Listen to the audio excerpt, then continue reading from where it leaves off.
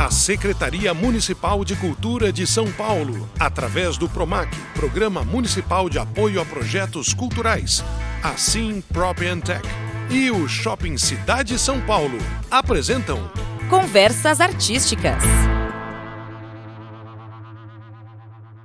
Salve, salve! Está começando o programa Conversas Artísticas de hoje. Eu sou Paulo Bonfá. E eu, Maiara Bastianello, começando agora mais um episódio produzido em colaboração com o Céu Jaguaré, sempre com a ajuda da sua coordenação de cultura. Falamos de um estúdio montado no palco do teatro, aberto ao público estudantil, à comunidade e com vocês que estão aí acompanhando esta gravação.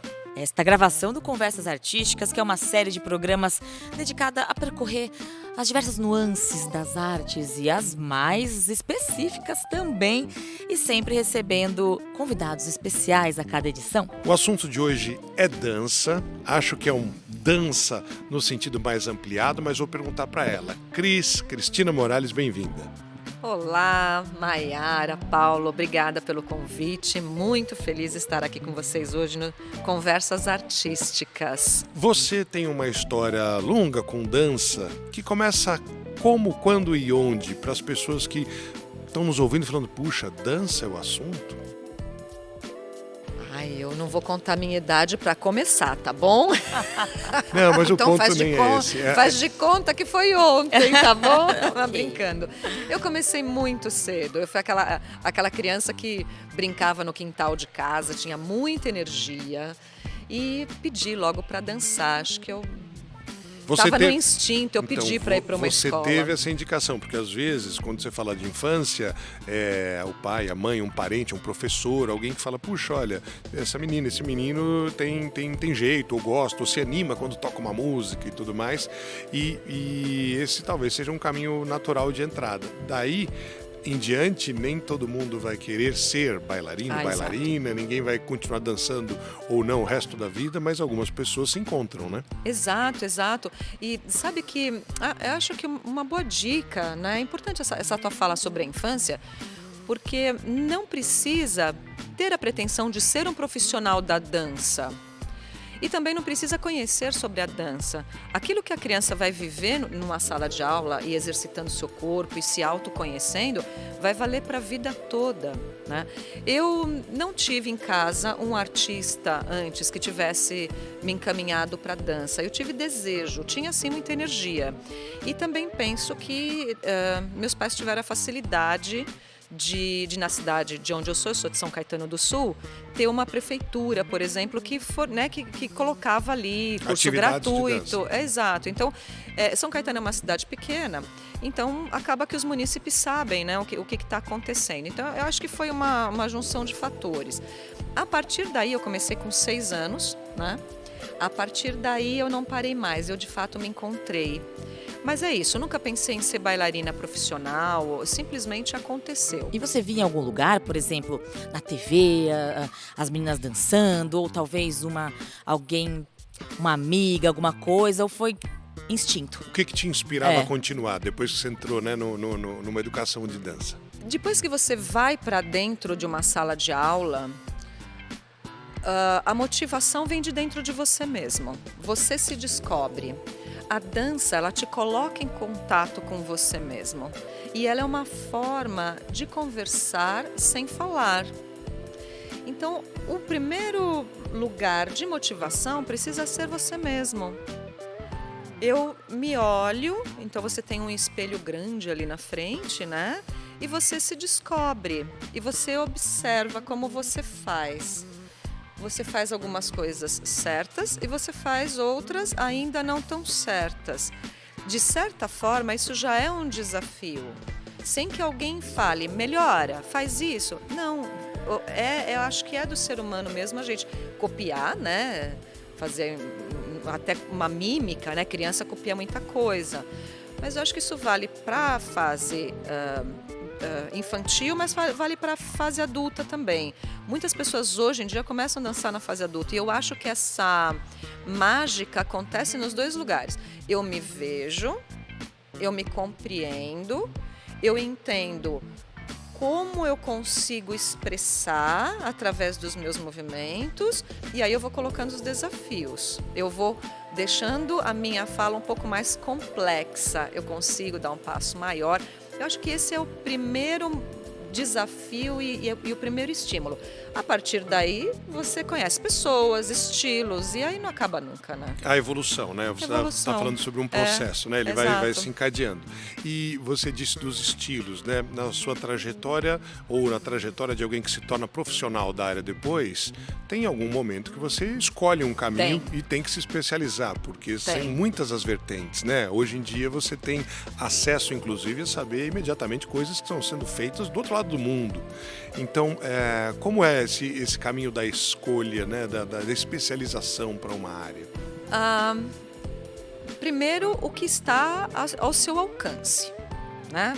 Você precisa ser, de uma certa forma, estimulado a conhecer alguma outra coisa. Então, por exemplo, se a gente está falando no ambiente acadêmico, escolas, por natureza, as escolas são voltadas já para algum estilo. Então, como, por exemplo, o balé. Por exemplo, o balé clássico. Então, existem algumas escolas que a natureza dela é caminhar para o balé clássico, porque muito provavelmente a fundadora dessa escola, a diretora, ela tem essa queda, né? Então, ela já decidiu em algum momento na vida dela. O bailarino que está ali dentro, muito provavelmente também se identificou com essa dança, né? E ele tem a tendência a seguir nessa modalidade, por exemplo, o balé clássico. Hoje em dia, as escolas já trazem outras linguagens, até porque, de novo, é uma expressão e você pode se expressar de diferentes maneiras em diferentes estilos. Eu tenho o privilégio de ser diretora de uma escola muito conhecida, que tem 42 anos, e nós descobrimos... E que você pode nominar, por favor, para as pessoas conhecerem e saberem? Eu sou diretora do Grupo Raça, é uma escola com diversos estilos. Nós temos balé clássico, nós temos jazz, contemporâneo, danças urbanas, sapateado. Então, aí é um território vasto, né? Porque o aluno, ele sai de uma aula, ele consegue enxergar outra e falar, acho que eu consigo fazer. Você está dando um painel, perdão pela interrupção, mas um painel de uma cena, vamos dizer, a cena contemporânea com algumas das opções, e numa escola de dança, quase como talvez numa academia de ginástica, a pessoa está vendo uma aula de judô, vê que tem também uma aula de dança e uma outra aula de uma outra modalidade, mas tudo ali é um pouco de ginástica, né? Nesse caso, tudo é dança. É dança, exato. Então, assim, o que está à disposição, a gente começou falando disso, o que está à sua disposição. Então, se você está numa escola que ele tem várias modalidades, você consegue experimentar. A segunda coisa está de novo no teu corpo. Mais uma vez, você olhando para você mesmo. Então, o bailarino, ele aprende onde fica confortável, onde fica bonito. Ele sabe, pela beleza dele mesmo e como ele consegue falar pelos seus movimentos, o que é uma linguagem clara ou não. Então, tem esse lado também interno. E a gente utiliza, muitas vezes, uma linguagem para aprimorar outras. Ok, você complementa o conhecimento. E neste momento que você fala, olha, eu sou do jazz, por exemplo, né? Mas eu vou fazer balé clássico porque vai melhorar as minhas linhas, vai me dar uma capacidade técnica ali, uma competência melhor. E de repente você entende que o formato do seu corpo, por exemplo, poxa, eu não nasci tão magrinha como o balé clássico sugere, né? Eu descobri que aqui no jazz, né, os meus contornos, o meu bumbum um pouquinho maior, então, que bacana, então eu vou pro jazz, vou ficar lá, né? Uso o clássico como ferramenta para melhorar o meu jazz, mas também eu posso fazer o caminho inverso. Poxa, eu só vim buscar, nossa, eu estou me revelando aqui no balé clássico, eu descobri que meu corpo fala nesse lugar. Então, quando vai decidir, é de cada bailarino. Ele consegue, hoje em dia, as crianças estão super avançadas, eles conseguem ali com seus 12, 13 anos já dizer o que elas querem. Mas você, na tua trajetória, teve uma migração ou não? Tive, eu passei por esse processo. Na infância eu comecei com jazz clássico, fazia afro, fazia sapateado e não tinha essa oferta grande como hoje tem o contemporâneo, né? A gente pode até já falar um pouco do contemporâneo bem, né? Parece que é uma linguagem bem atual hoje. Então eu passei por isso. Com 16 anos, 15 anos, mais 15, 16, eu me formei em balé clássico. Mas eu não me encontrava muito bem lá no balé clássico. E você usou a expressão eu me formei, a gente está numa escola, né? As pessoas pensam em formatura, ou seja, está ligado ao estudo e à conclusão, né? Em que Exato. momento o bailarino, a bailarina se forma? É quando você já Quantos sabe anos? tudo, entre aspas. E quantos anos leva essa Você- formação? Você tem as linguagens, uma vez que você escolheu as linguagens, né? Então, o jazz, o clássico, vamos ficar meio que por aí, que eu acho que as pessoas entendem aí, né? Jazz, clássico, contemporâneo. O clássico, ele tem métodos mundialmente reconhecidos. A maioria dos métodos você se forma ali com 8 anos mais ou menos. Você consegue fazer tudo? É o que a gente sonha que o aluno consiga fazer tudo, né? Mas às vezes ele é um bailarino de jazz, por exemplo. Então ele ganhou a técnica, ele sabe o que ele tem que fazer, mas não será um profissional daquilo. Eu tenho esse exemplo. Eu me formei, eu conheço a técnica, eu fiz os 8 anos, eu ganhei o anel de bailarina, mas eu não tinha vontade de me expressar por essa linguagem. E aí eu já dançava jazz. Então, quando formada, eu aí arrisquei com 16 anos uma audição num grupo de jazz, que foi o Grupo Raça. E onde eu vou parar? Com 16 anos eu fui parar no Raça. Mas, Cris, só para tentar diferenciar um pouco mais, né, para quem nos ouve agora, a dança jazz não tem nada a ver com a música jazz. Talvez o nome, a origem lá atrás, mas às vezes as pessoas falam, jazz, mas eles dançam aquela música. Nossa, muito bom.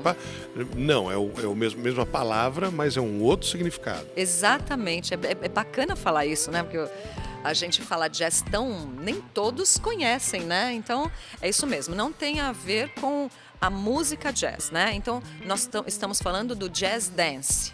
E no jazz tem o jazz dance e tem o lyrical jazz. Né? Ainda dentro dele tem uma outra modalidade. E origem norte-americana, imagino, porque os termos ainda continuam em inglês. Sim. Exatamente. Essa história é uma longa história, né?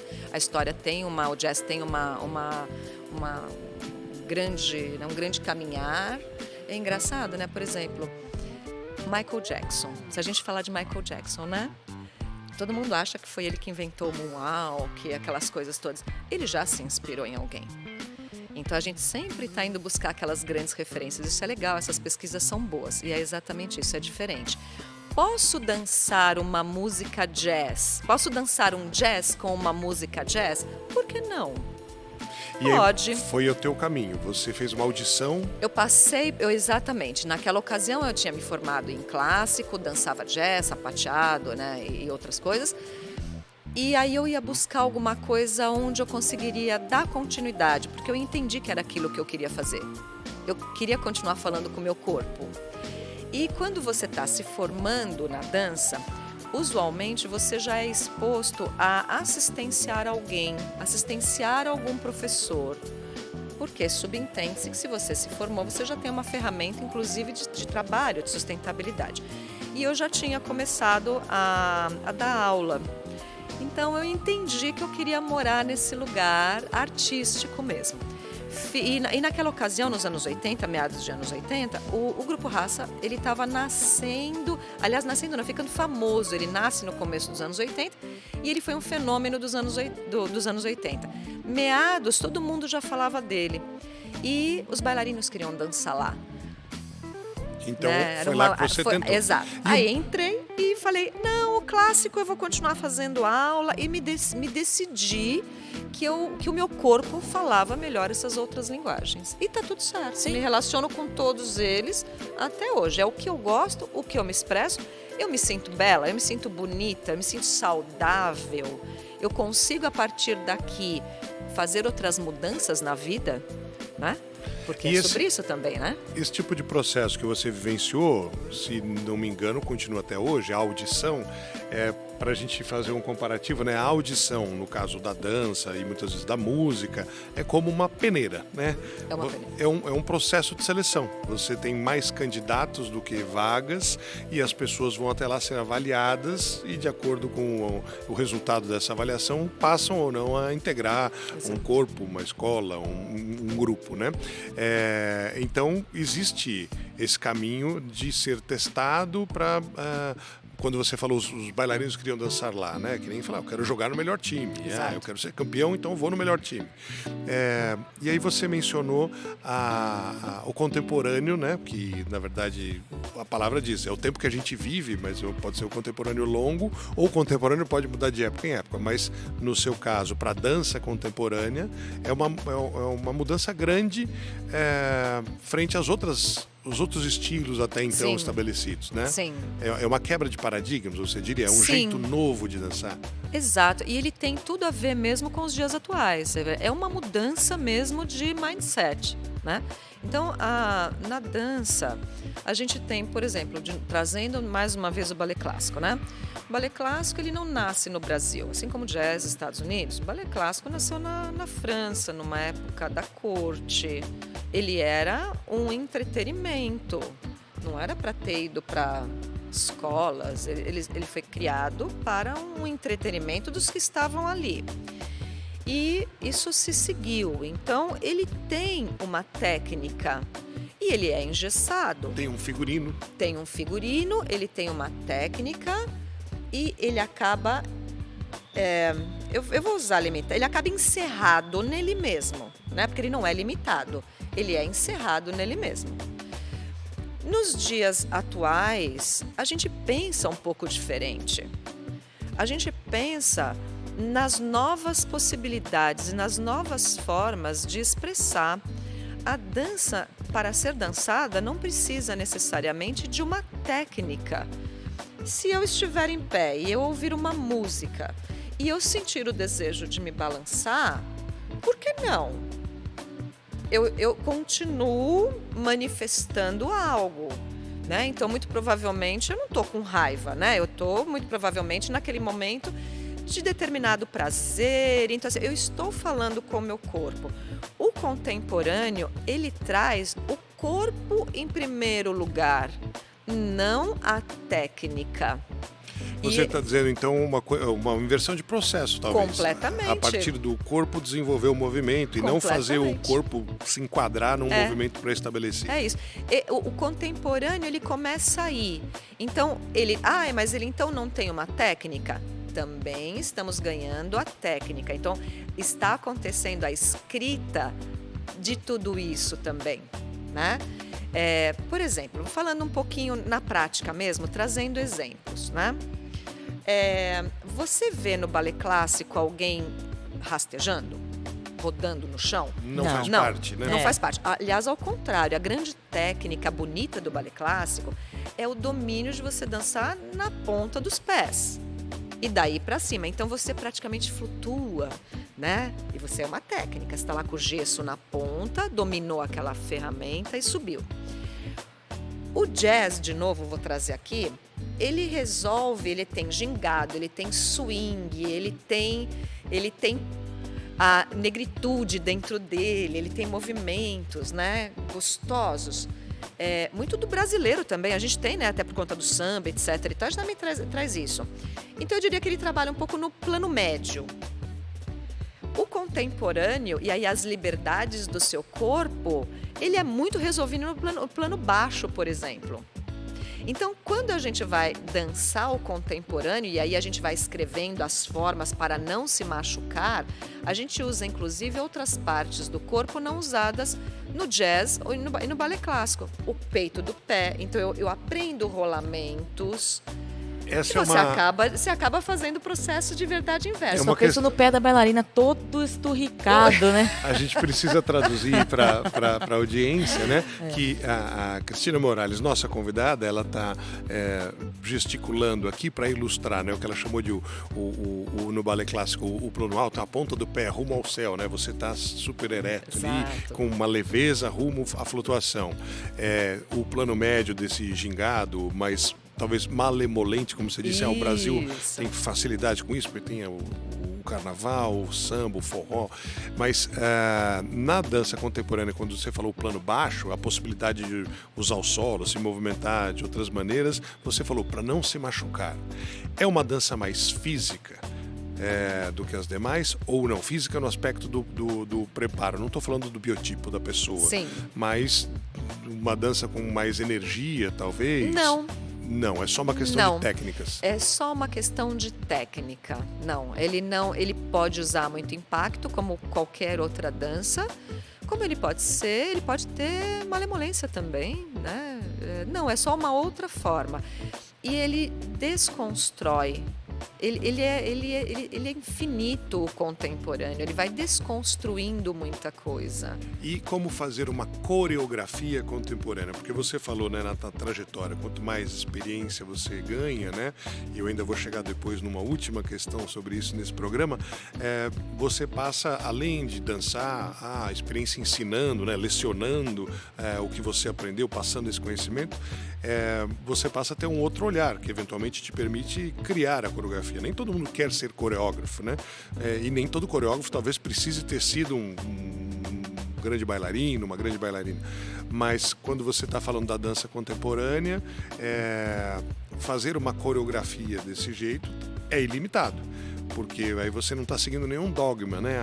O movimento que não é possível, ou talvez a música que não é adequada, você está ampliando os horizontes. Sim, inclusive as temáticas discutidas no contemporâneo, elas dificilmente são discutidas em outras modalidades.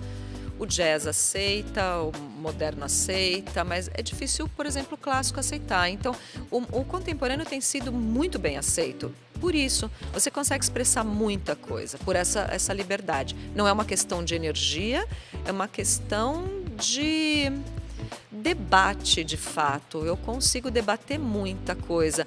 Eu consigo debater pensamentos. Eu consigo debater muito meu íntimo. Porque como eu sou livre para movimentar o meu corpo da forma que eu quiser, para cima, para baixo, do lado, eu posso fazer uma coisa muito torta, que em outra técnica seria torta. Aqui não, aqui é assim que eu quero fazer isso. Então, os cuidados, de fato, não se machuque. E também tem o desafio, uma vez que um bailarino ele supera um movimento, os outros absorvem. Existe muito isso. De troca, acaba que ele também cria uma determinada técnica, mas é uma técnica bem liberta e tanto faz o seu formato de corpo. Eu diria que hoje... sobre isso, porque o balé tem uma coisa de... Quando você vai pensar no movimento de erguer a bailarina e dos pulos e tal, querendo ou não, o corpo ele acaba limitando de certa forma. Na contemporânea, uma liberdade maior de corpos? Com certeza. Com certeza. Todos os corpos podem dançar todas as danças, né? Porque é uma propriedade do corpo e não uma propriedade da dança, o movimento do corpo. É o corpo que dança, né? Eu venho de um grupo que chama Raça, né? Então, com esse nome dá para entender que essa abertura, a gente tem pela nossa natureza esse democratizar a dança para diversos formatos de corpos. Então, se você entra na nossa sala de aula, numa aula de clássico, o que menos você vai encontrar é aquele perfil da bailarina magra, perna comprida e braços compridos. Nós não temos esse perfil, porque nós já entendemos há muito tempo que todos os corpos dançam. E não é o perfil brasileiro, né? Exato. É um perfil meio europeu, essa coisa Exato. né? É exatamente isso. Não é o nosso perfil. Então, nós dançamos com o que nós temos. É uma coisa bem democrática, essa coisa do abrir para todos. Eu acho que isso é muito importante falar. Porque quem está ouvindo a gente agora, né, pega esse monte de nome diferente, planos, e como é que eu migro daqui para lá. Eu acho que a dança já está no corpo. Eu preciso encontrar a porta que abre para que eu consiga fazer. Uma vez que você foi para a dança de alguma forma, né, eu costumo brincar assim quando alguém chega na escola. Eu falo, você já foi numa quermesse, não foi? A quermesse tanto faz, né? Você entrar pelo estacionamento como pela porta da frente do colégio. Você sempre vai achar a barraca da pescaria, sempre vai achar a quadrilha. Você se localiza, se encontra ali. Exato. Então, assim, eu acho que se você pensa que você está indo para você mesmo, para a sua diversão, para o seu empoderamento, para você se perceber sem nenhum compromisso com nada do externo, você vai nesse lugar. Então, como a gente faz, por exemplo, como é uma boa sugestão para quem está ouvindo a gente, fala assim, acho que eu vou experimentar essa coisa aí. Busque um lugar próximo à sua casa. Eu acho que é sempre legal falar isso, porque ônibus, metrô, Uber vai dificultar. Você precisa ter um lugar de fácil acesso. Visite os lugares do seu bairro e entenda onde você tem empatia. E quem tem empatia por você. E há locais que oferecem gratuitamente essas experiências Inclusive também. os Né? céus, Olha, né? Que você tem um trabalho também muito importante nos céus aqui de São Paulo, né? Exato. Hoje a gente tem muita oferta de dança e todos os tipos de dança gratuitamente. Nesse primeiro momento, busque esses espaços. Busque o céu, busque Sesc, SESI, esses complexos, né, esses lugares, equipamentos culturais que podem ter esses cursos gratuitos. Mas digamos ainda que você, no bairro que você vive, não tem a pé um desses lugares. Vá até o lugar que você estiver mais próximo e peça para fazer uma aula experimental. Né? Sim, Olha, é o famoso test drive, né? A pessoa vai conhecer. Deixa eu posso fazer? um dia É. para sentir. Exato. E aí, não se incomode se for uma escola paga com o preço que está lá naquele momento, porque é o que eu disse, de repente você vai entrar na quermesse, mas você consegue entrar e não necessariamente vai consumir aquele curso mais caro. O importante de tudo é saber o que você quer fazer. E aí se experimenta. Posso fazer uma aula experimental? Entender? E veja que retorno você tem daquela pessoa. Busque quem tem empatia. Né? E queira falar sobre você mesmo. Por que você está entrando? Por que a dança? Né? Por que a dança? Fale, porque tem uma saída. Quando eu recebo alguém lá na escola, por exemplo, o que menos eu deixo a pessoa ver valor. Porque na minha frente tem todo um laboratório, tem um experimento. É uma delícia pegar uma pessoa que não consegue se expressar ainda pelo corpo, ou ainda até que já tenha passado em algum lugar, mas ela que está buscando essa descoberta, né? Então, assim, eu acho que o que mais importa, por que você veio? O que você gosta de fazer? Você estuda? Você trabalha? Como é a sua vida? Você fica sentada? Você dança na sala? Eu acho que tudo isso ajuda a pessoa a encontrar o curso dela. E aí ela acha. Não necessariamente vai ser pelo preço ou pela fama ou pela técnica, né? Vai ser por onde ela se encaixou, né? Onde ela se encaixou. Porque uma vez que ela está dentro, depois ela faz sozinha, é orgânico, é instintivo. Ela vai dizer gosto, não gosto, quero, não quero, não me sinto bem. É como vestir mesmo uma roupa. Muito bacana. Cris Morales é a nossa convidada aqui, falando sobre dança. Nesse momento a gente veio da dança contemporânea, mas eu gostaria de dar uma ideia da dimensão econômica dessa linguagem cultural, porque eventualmente as pessoas podem não terem essa aptidão ou esse interesse em dançar, mas em trabalhar próximos a isso. E para que haja bailarinos se apresentando profissionalmente, existe um ecossistema, existe aí uma quantidade de pessoas que trabalharam antes, durante e depois de um espetáculo, né? Como que é essa cena hoje? Por exemplo, figurinos. Eventualmente não é um uniforme, cada apresentação, cada espetáculo vai ter uma concepção diferente. O cenário, música composta para dança ou dança procurando músicas que já existam para coreografar. E as profissões técnicas, né? Quem cuida do som, da luz, quem é camareiro, quem transporta todo mundo, enfim, tem uma série de trabalhos envolvidos aí. Como você vê essa mistura de profissões que trabalham para existir um espetáculo de dança? Nossa, esse campo é super vasto. A dança, ela é um pouco tímida em números oficiais. A cultura, de certa forma, né? As pesquisas existem já algumas, mas a gente não tem grandes números pontualmente na dança. Mas eu vou tentar desenhar aqui o cenário, né? Começando pelo bailarino, por exemplo. Que carreira ele poderia fazer? Então, quais seriam os papéis que uma pessoa que utiliza o corpo poderia ter? Antes da gente migrar para todos que estão no entorno dele. Vamos fazer ele o centro. Então, ele primeiro é um aluno, ele pode ser um professor, Ele pode também ser um coreógrafo, ele pode ser um professor coreógrafo, ou não. Mas são lugares diferentes, né?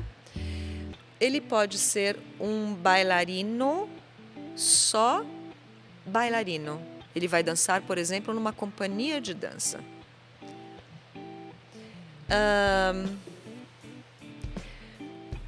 Ele pode depois ser um consultor, um pensador. De repente, ele cria um estilo. Mas, Você diz enfim, no isso sentido a da partir pesquisa, né? Da no pesquisa. sentido da pesquisa, exatamente. Então, isso eu estou falando somente de um ser humano. Ele pode passar por todos esses lugares, como ele pode ficar num único lugar.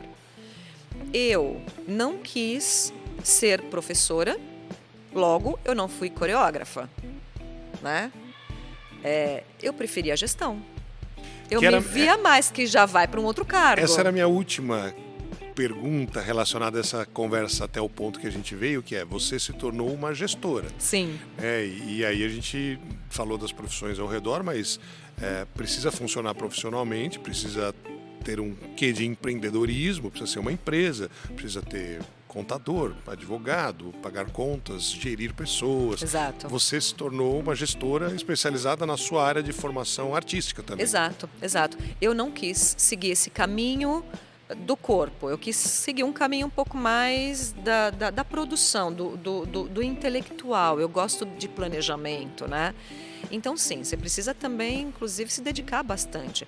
Porque essa pessoa, essa gestora, vamos colocar assim, que é também um cargo, uma função que você pode viver dela, ela que vai ajudar esses personagens que eu já falei. O indivíduo que é bailarino, que é coreógrafo, que é professor e que quer dançar numa companhia de dança.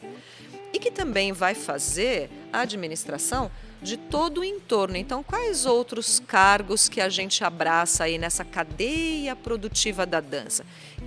Com quem que eu conto quando eu vou fazer um espetáculo, né?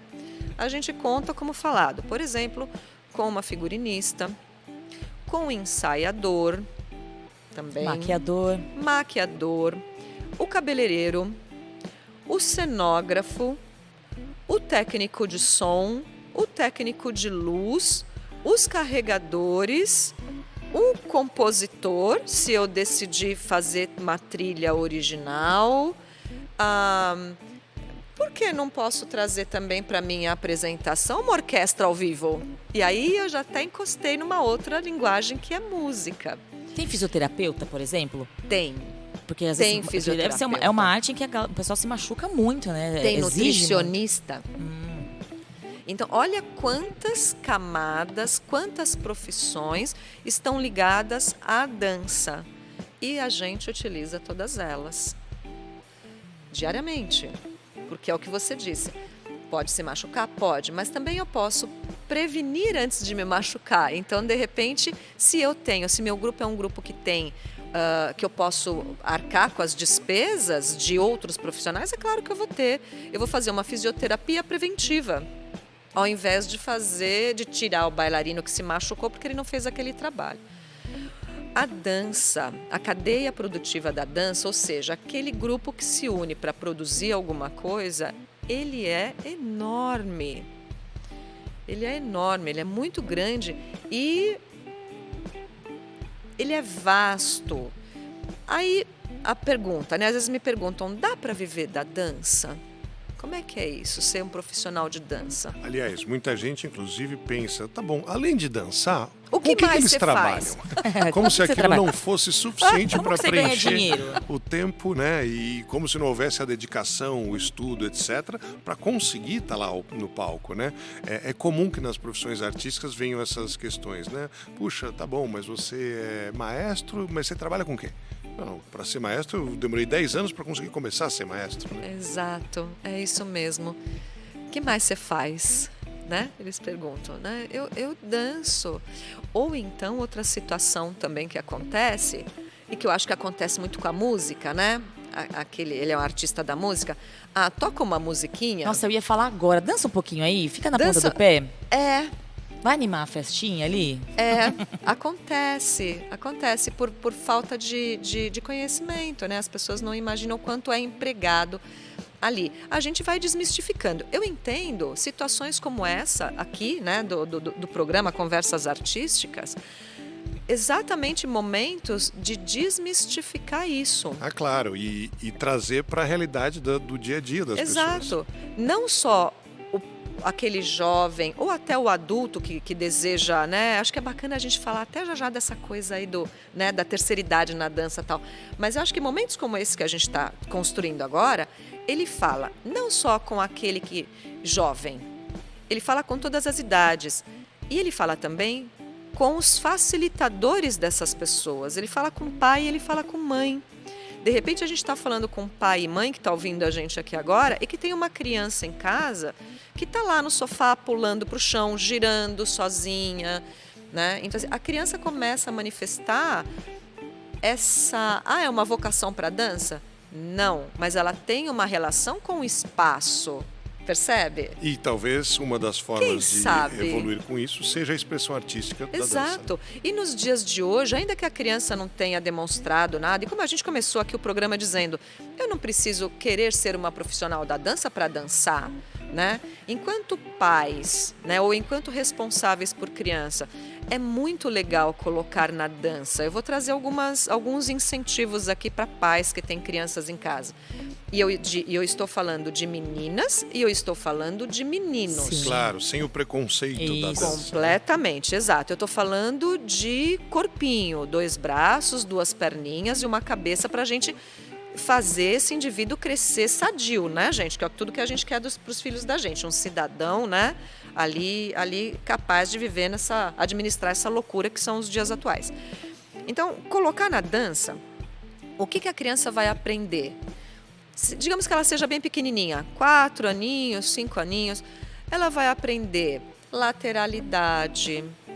Legal, ela está fazendo isso na sala da sua casa, ela está girando, ela está correndo de um lado para o outro, ela está agachando igual sapinho e pulando, ela está descobrindo o entorno dela. A dança traz noções de espaço, noções de musicalidade, porque tem sempre uma musiquinha ali acompanhando. Ela traz o corpinho dela, o pezinho, o reconhecimento do corpo, o pé, a mão. Então, acho que é autoconsciência. Exato, autoconhecimento, né? E isso você vai usar para a vida inteira. Inclusive, você olhar para o seu corpo é aquilo que você vai levar para o resto da vida, né? Se conhecer, né? Se conhecer, exato. Então você também desmistifica coisas em relação a você mesmo. A criança teve esse momento, fora que gasta energia, né? Não entrei nesse ponto. A criança gasta energia, ela fica criativa. Desenvolve habilidades motoras. Desenvolve, exatamente, cognitivas, motoras. E digamos que ela gostou.